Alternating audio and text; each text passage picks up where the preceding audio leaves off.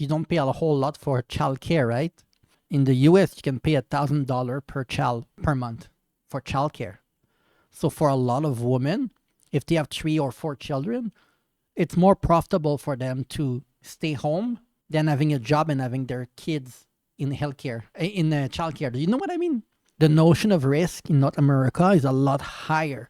If you try something and you fail, then good job finding a job again.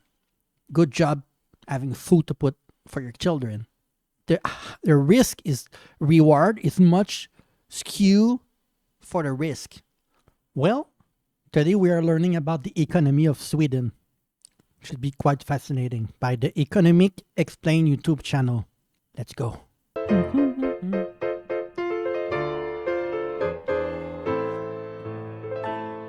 This is Sweden, a picturesque Scandinavian country famed for its beautiful people, flat-packed furniture, PewDiePie, and meatballs.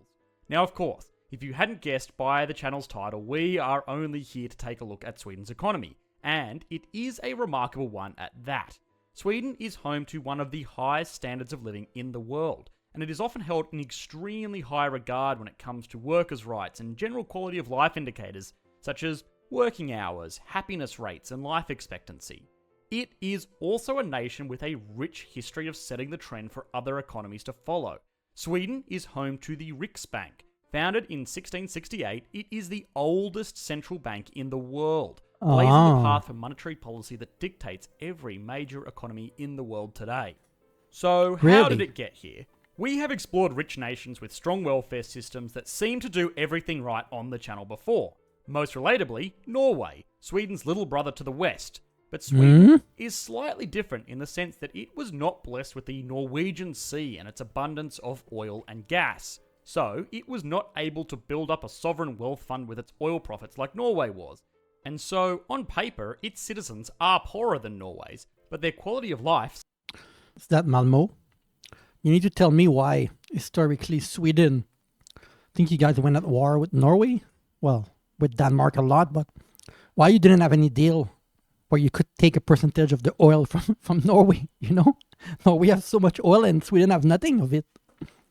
I know he's going to say that, like, Sweden are poorer than Norway, but a lot of you in the comments said that the salary in Norway is higher than Sweden.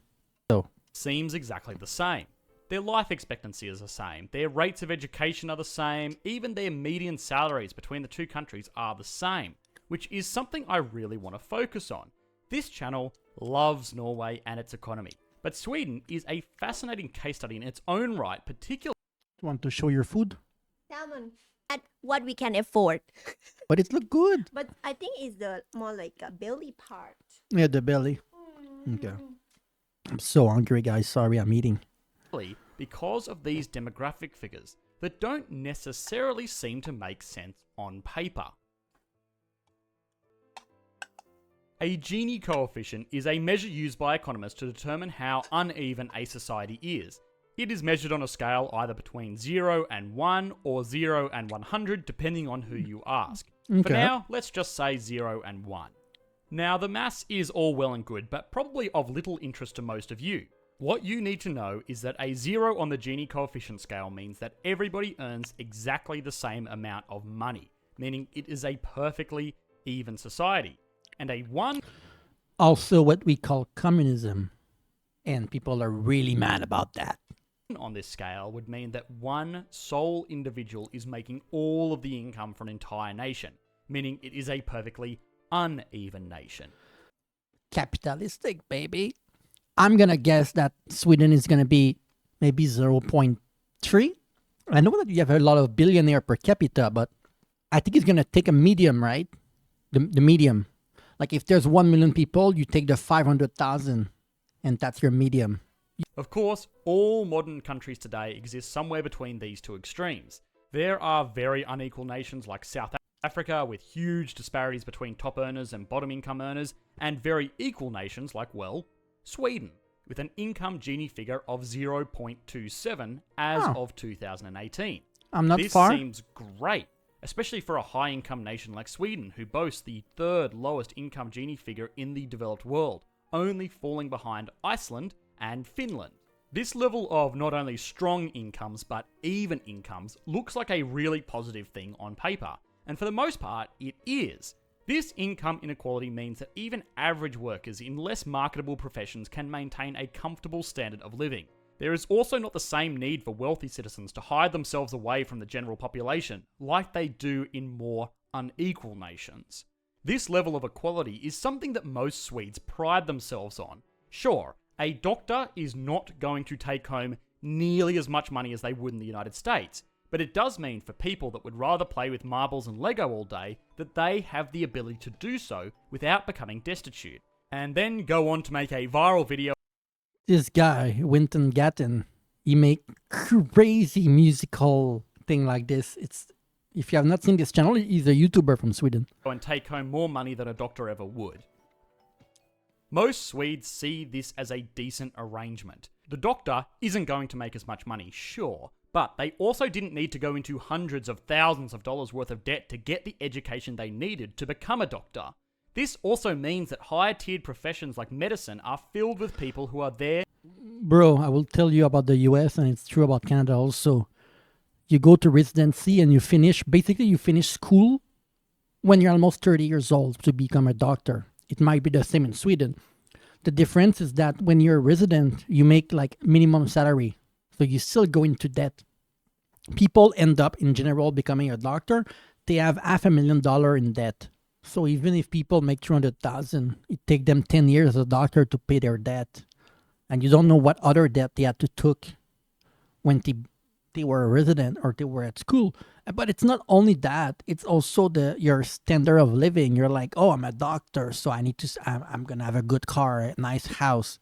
So there's a saying in America and in Canada that one of the worst people with money are like dentists or cardiologists, people in that profession, because they expect something that they cannot yet have because there's so much debt when they quit school. Because they are passionate about the fields that they work in, not because it was something that they could get to make a lot of money in, meaning that the level of professional aptitude across workers in all fields tends to be higher. This also works in reverse. There are crucial industries like aged care, trades, hospitality, and even teaching that have been avoided by many in developing countries because they are not seen as prestigious, because they don't have the same potential for higher earnings. This isn't as much of a concern in Sweden, because incomes are relatively equal. And while yes, a doctor is still going to take home more money than a teacher at the end of the month, Bro, this is ridiculous in North America. A teacher will start at like 40,000 per year or something. And if you're lucky, in 40 years, you're going to make like $60,000, $70,000 per year. It's mind-blowing little money teacher make, given that they are responsible for the future of the country, basically, right? It's mind-blowing to me. It's one of the top 10 most important jobs, you know? will not live fundamentally different lifestyles than they would in, say, the United States. This is great because it means that people can get educated and go into industries that they are passionate about, and by extension are able to work more productively in. A lot of this whole arrangement is due to strong workers' unions and policies protecting workers' rights and ensuring good incomes, but a lot of this is also because of taxation. Now, this is not without its drawbacks. Part of the reason that income equality is so strong is because these incomes are considered after taxes, and in Sweden, taxes are steep. The top marginal tax rate in Sweden is 56.9%, which is the world's highest marginal income tax rate as of 2019. But what makes this even more impactful is the income level that it applies to. In the United States, the top marginal tax rate is 37%, which is already 20% lower than the top marginal tax rate for Sweden. But America's tax rate is levied on individuals earning over $510,000 a year, which is less than 1% of the population. In Sweden, you get hit with this top marginal tax rate as soon as you start earning more than 1.5 times the average salary, which means far more people are paying far higher tax rates. A big takeaway from this is what we saw earlier. Yeah, but it's not just that. In America also, there's a lot of people that get into the stock market, that get into real estate, that spend a lot of their income So it reduced the amount of it reduced the tax bracket that they get into, right?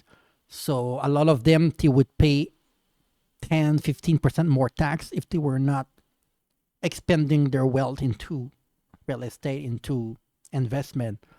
It's a kind of loophole. I don't know if you have in Sweden, but in America, everyone do that. And it defeats the purpose of high taxation when people can go around it so easily.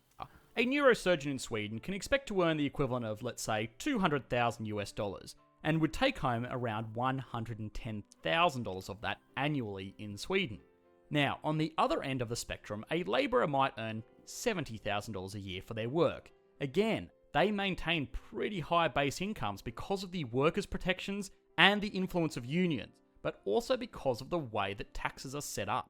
That labourer is probably going to take home the equivalent of, let's say, 50,000 US dollars, which is of course a lot less than the neurosurgeon took home, but the disparity is significantly less, and a similar comparison would have been far more uneven in a country like the United States. There's things that you guys take for granted that other countries don't have: healthcare, education, safety nets. So when you think of income inequality in Sweden, it is important to remember that it is a bit of a carrot and stick. Sure, average workers are lifted up, but the absolute earning potential of high-income earners is heavily regulated, pushing everybody surprisingly close together. Another side effect of all of this is that the Swedish government, of course, receives a lot of revenue, and I mean a lot of tax revenue. As of 2017, the Swedish government received over 45% of its annual GDP as tax revenue. This is more than double the rate of the United States, so the Swedish government is incredibly flush with cash, which it in turn spends on things like a surprisingly strong military, running a safe budget surplus, and of course a strong welfare system. Things like education, medicine, housing, and even childcare are heavily subsidized in Sweden, which has its benefits. Yeah, I forgot to say, you don't pay a whole lot for childcare, right? In the US, you can pay $1,000 per child per month for childcare. So for a lot of women, if they have 3 or 4 children, it's more profitable for them to stay home than having a job and having their kids in childcare. Do you know what I mean? This is crazy, right? And its drawbacks. Drawbacks in the sense that many of Sweden's highest income earners are indirectly subsidizing the lifestyles of less productive members of society. But as a whole, it means that people are more educated, healthier, and most importantly, upwardly mobile. Yep, more productive also, of course. Now remember Marble Man, he is a great example of what Sweden really tries to encourage. Business owners. Sweden has a disproportionately high rate of business ownership as compared with other developed nations. According to Professor Richard Florida from the University of Toronto, a world-leading economist on this issue, Sweden is home to the most creative and entrepreneurial population on the planet. And it has to be asked, why? Sweden is very obviously a nation with a strong social structure and high taxation. How is this in any way a nation that encourages innovation and entrepreneurship? Well, there is the simple stuff. We saw that Sweden had a very strong education system, and that means individuals... Yes, it's equality of opportunity, right? It's not equality of outcome, but the opportunity are there for everyone. No matter if you're poor, if you're rich, if you want to try to do something with your life, you're going to have the opportunity to do it. And if you burn yourself and you fail, you're not going to become homeless. The notion of risk in North America is a lot higher. If you try something and you fail, then good job finding a job again. Good job having food to put for your children. The risk is reward is much skew for the risk. For instance, I think that in Sweden, the reward is much more high than the risk because of what you get. If it doesn't work, it's not always going to work, right? And I'm pretty sure that in Sweden, also you guys incentivize people to try to become a business owner. I'm sure that there's some perks to it or something. I don't know, some kind of help. Can learn about emerging fields and contribute cutting-edge research and developments into fields that they can then market for a profit. But according to Dr. Florida, there is a greater reason behind all of this, and it requires a bit of self-reflection. Most of you watching right now probably work a typical job as an employee. Now, think to yourself, what is stopping you from starting your own business? Is it that business taxes in your country are too high? No. This is often a reason given by a lot of politicians It's as money. a reason to lower business tax rates. I mean, it's possible, but it's unlikely. If you had $1 million idea, I doubt you would stop developing that because you realize that business taxes are 30% and No, not that doesn't 15%. matter. What might stop you, though, is risk. For most Yeah. people, the That's what I just said. It's so obvious as a Canadian.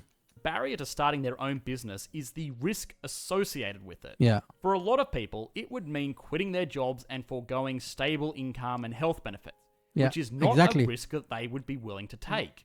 In Sweden, though, that doesn't matter so much because universal healthcare is available and even welfare recipients are afforded a relatively comfortable quality of life.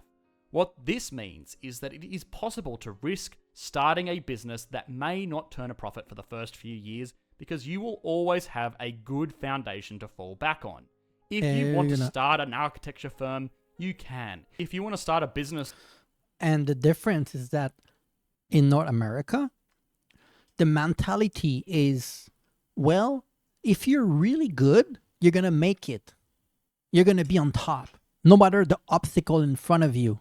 Like, there's people that are born poor and do well, right? The American dream. So there's kind of a false dichotomy that, well, if you're really good and you work hard, you're going to make it, which is not always true. But this is kind of the weird cognitive dissonance that we have in North America. While that Sweden changes the way understands that we think about furniture, how you it can. works. If you want to grow your hair out and play around with plywood and marbles for 2 years, you can because you have the security to do so. On the flip side, in all of these instances, these businesses have been incredibly successful, which has led to a bit of a statistical phenomenon. As we have seen, Sweden has an income Gini coefficient of 0.27, which means it is an incredibly equal nation. But a curious point to note is that Sweden's wealth Gini coefficient is 0.853, which is incredibly uneven. The second most uneven in the developed world. On paper, this doesn't really work out. It is normal. Yeah, but it's because there's people that are billionaire. So the middle class is not narrow like other country. So that's why it's nations with high it's income inequality wider. have high wealth inequality, which makes sense. If you have a group of wealthy individuals earning and taking home an income far higher than the national average, it stands to reason that they would have the ability to save and invest a higher amount of money than the rest of the population, and by extension, build pools of wealth that are greater than the rest of the population, causing wealth inequality. This effect is magnified by the fact that wealth begets wealth. As you save and invest, your investments generate dividends that further increase your income and hence your ability to save and invest more and more money. This line of thinking, for the most part, actually holds true. Countries with higher income inequalities tend to have higher wealth inequality, and vice versa, but not in Sweden's case. Sweden, everybody earns the same, but there are still a lot of rich people. Yeah, The exactly. propensity for Swedes to start businesses, well, that pays off. Income is taxed heavily, but capital gains like the appreciating value of a company are not. Now, because Sweden encourages entrepreneurship so heavily, there are business people that have been very successful internationally and bring a lot of this wealth back home. Apart from Switzerland and a select group of microstates, Sweden has the highest rate of billionaires per capita in the world. That's what I which means read by right at the extension beginning. that the apparent socialist paradise is actually one of the most unequal nations on Earth. You guys are doing really well. I know you guys are complaining these days, but trust me, go live overseas. You will see that having a high tax, if you get a lot of your money back into healthcare, into education, into childcare, it gives the people at the bottom, the first 50% of people, a lot of protection. That, of course, the billionaire and the multimillionaire, they are okay paying out-of-pocket childcare, healthcare, if it means that they don't pay a lot of taxes. They would make that trade. But the vast majority of people, they need that safety to know that everything is going to be okay if the worst thing happens. That's why the people with a lot of money, they push so hard for the tax to not go up, because for them it's cheaper to pay out of pocket for everything. So anyway, thank you for watching, guys. It was an amazing video. Yes.